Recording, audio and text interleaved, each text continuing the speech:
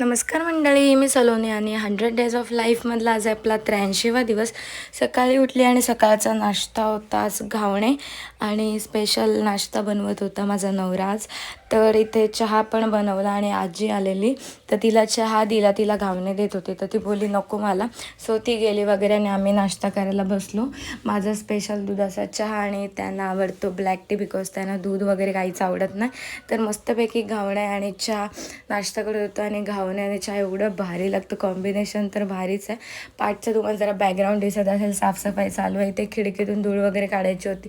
So machine आणलेली ताईकडून आणि ते साफ करत होते आणि आज ते पट्टीवर जाऊन त्यांनी आणलेली पापलेट कधीपासून खायची इच्छा होते. आणि आमचा हॉलचा फायनल लुक झाला आहे, सगळं साफ झालं हॉल, पेंटिंग वगैरे झालं, मस्तपैकी व्हाईट कलर मारला आणि साफसफाई झाली.